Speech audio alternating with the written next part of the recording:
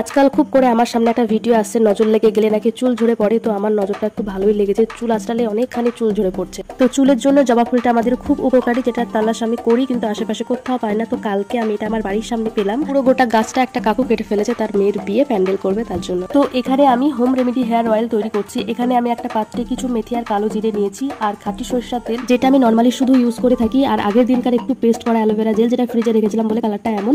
আর ওই যে জবা ফুলগুলো আর ছোট ছোট পেঁয়াজের ঝাঁজ কিন্তু অনেক বেশি থাকে, এগুলো খুব ভালো। ফাইনালি আমার সেই specially home remedy hair oil ready হয়ে গেছে। সবশেষে এর মধ্যে 2টো ভিটামিন ই ক্যাপসুল অ্যাড করব, দিয়ে এটা আমার পুরো মাথায় সুন্দরভাবে পুরো স্ক্যাল্পে অ্যাপ্লাই করব। এই যে দেখুন, এইভাবে পুরো মাথায় আমি লাগিয়ে নেব। বারান্দায় বসে বসে লাগাচ্ছিলাম। চুল ঝরার জন্য আমি জাস্ট ভিটামিন ই ক্যাপসুল আর অ্যালোভেরা জেল ইউজ করতাম। জবা ফুলটা পাওয়াতে আর হাতের কাছে যা উপকরণ ছিল বাড়িতে তা দিয়ে তেলটা বানিয়ে ফেললাম। 2-3 দিন ইউজ করে তেলটা আমার খুব ভালো লাগলো। আমার চুল ঝরে পড়লেও কম লাগে না, যেমনকার চুল তেমনই লাগে। তো আজকের মিনি ব্লগটা এটা নিয়েই ছিল। ভালো লাগলে সাবস্ক্রাইব করে দিবেন। টাটা।